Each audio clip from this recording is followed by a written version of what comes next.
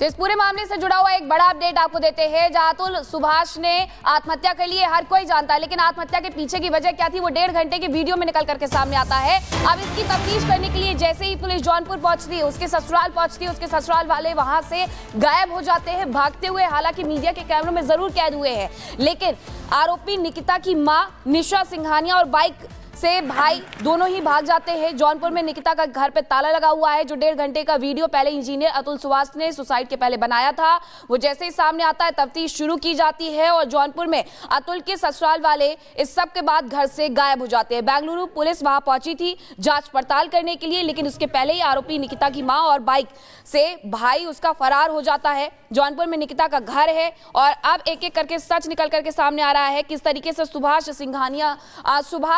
अतुल सुभाष को प्रताड़ित किया गया, उस पर कई आरोप लगाए गए, उस पर एफआईआर दर्ज करवाई गई, लेकिन जब वो इस सब से दम घुटता है तो सुसाइड कर लेता है। और उसके बाद जो सच सामने आता है 1.5 घंटे के वीडियो में, उसके बाद छानबीन की जाती है तफ्तीश करने के लिए। जब वहां पर पुलिस पहुंचती है तो देखिए ये तस्वीरें हैं जहां निशा सिंघानिया जो कि निकिता की मां है, वो अपने बेटे के साथ फरार हो जाती हैं। हालांकि पुलिस यहां पर उनसे छानबीन करने के लिए, पूछताछ करने के लिए पहुंची थी, लेकिन उसके पहले ही वो कैमरा देख करके हाथ जोड़ते हुए नजर आते हैं, कुछ भी सवाल पूछने पर कहने से बचते हुए भी नजर आते हैं। और उसी के साथ निकिता का भाई अनुराग और निकिता की मां निशा सिंघानिया बाइक पर बैठ करके यहां से फरार हो जाते हैं। बेंगलुरु इंजीनियर अतुल सुभाष का ये सुसाइड का जो वीडियो वायरल हुआ था, जो वीडियो सामने आया था, उसी सिलसिले में जांच पड़ताल करने के लिए जब पुलिस पहुंची थी तो यहां पर निकिता का भाई अनुराग और साथ ही निकिता की मां निशा सिंघानिया दोनों ही यहां से फरार हो जाते हैं।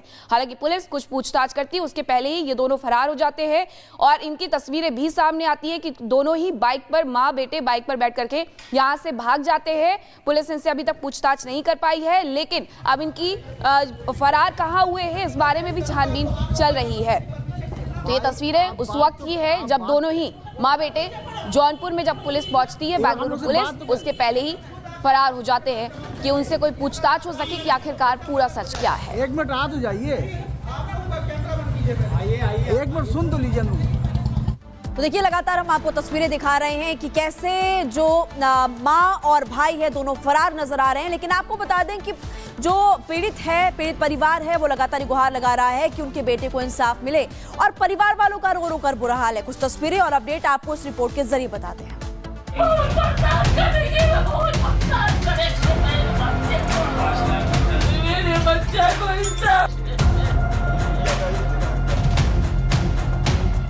इस कलश में सिर्फ अतुल की अस्थियां नहीं हैं, उस परिवार की टूटी हुई उम्मीदें भी हैं, जिनके घर का चिराग सिस्टम की लड़ाई से हारने के बाद मौत को गले लगा चुका है। अतुल का परिवार बेंगलुरु में अपने बेटे को तो खो चुका है, लेकिन अब उसे बस न्याय चाहिए। मेरा बच्चा बहुत टॉर्चर हुआ है, मेरे बच्चे को टॉर्चर बहुत किया गया है, मेरे बच्चे को इंसाफ लगता है।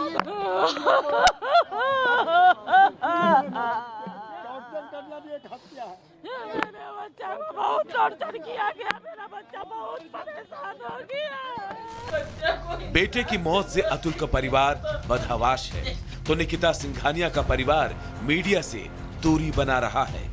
हालांकि पुलिस ने अतुल के ससुराल वालों पर केस दर्ज कर छानबीन शुरू कर दी है। जितने तरह के सेक्शंस यूज़ किए जा सकते हैं, यूज़ करके एक सेक्शंस को अगर खारिज कर दिया जाता है कोर्ट के द्वारा, उस सेक्शंस को बाद में फिर से रीअप्लाई करके फिर से वही ट्रायल चलते हैं, वही सारी चीज़ें चलती है। तो ये कानून का गंदा मजाक नहीं है क्या? मैं ये पूछना चाहता हूँ। मुकदमा चल रहा है कोर्ट में, हमारा परिवार कोई दोषी नहीं है इसके लिए।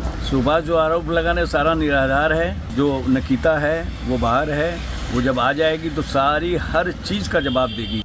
उधर इस मामले में अतुल का केस सुन रही प्रिंसिपल जिला जज रीता कौशिक भी सवालों के घेरे में है। अतुल के वकील ने इसे लेकर सीजीआई तक को चिट्ठी लिख दी है।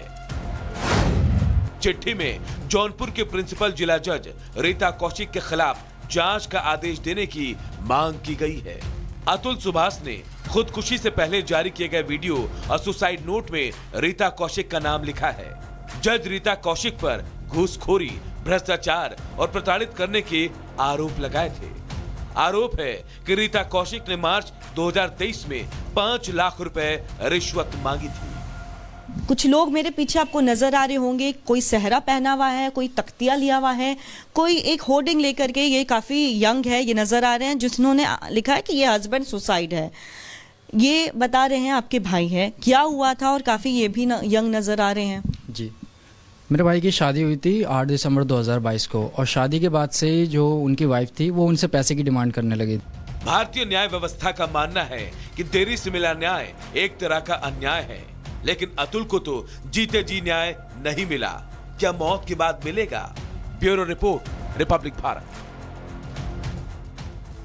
और इसी खबर पर जौनपुर से हमारे संवाददाता अजय दुबे हमारे साथ जुड़ गए हैं। अजय, लगातार लड़की के जो परिवार वाले हैं वो फरार बताए जा रहे हैं, और ऐसे में बेंगलुरु पुलिस भी हर एक एंगल से इस पूरे मामले की तफ्तीश कर रही है।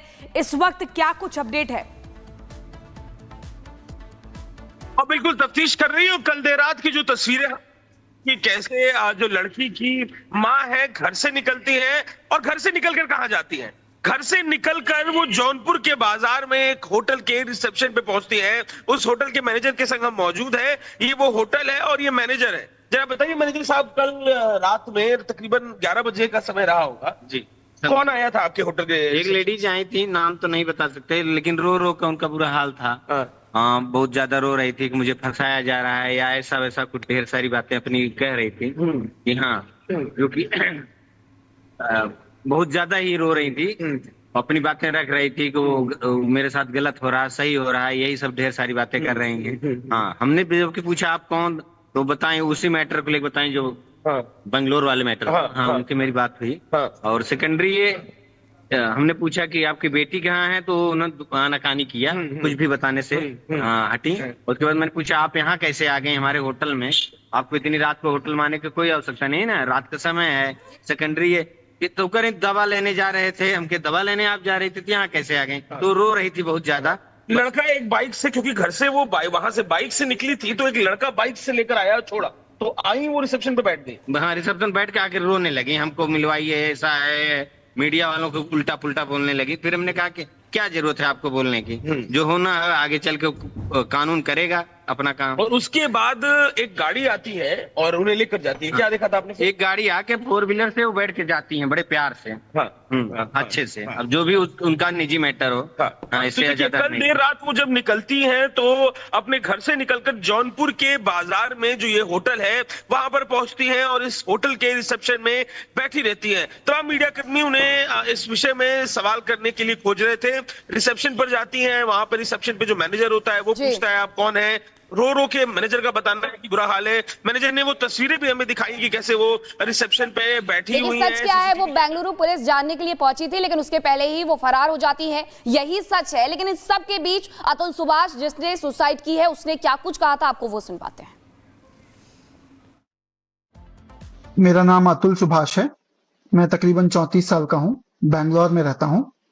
आज मैं सुसाइड कमिट करने जा रहा हूँ। तो मेरा मानना है कि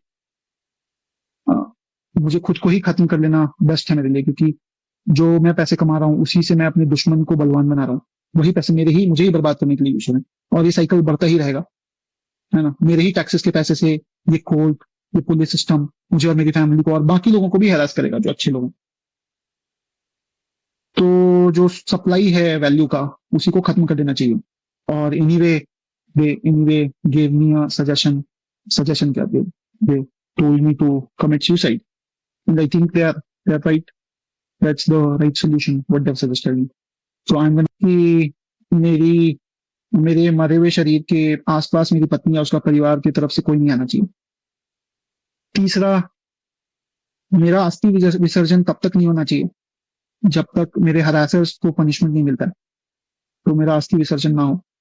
अगर इतने सारी चीजें, एविडेंस और सब कुछ होने के बाद भी अगर कोर्ट, ये जज और मेरे बाकी के हरासर्स को पनिशमेंट नहीं देती है और बरी कर देती है, तो मेरा जो अस्थि है वहीं कोर्ट के बाहर किसी गटर में बहा देना चाहिए, ताकि मैं ये जान जाऊं हमेशा के लिए, मैं ये अपना लेसन सीखता रहूं कि इस देश में क्या वैल्यू है एक लाइफ की।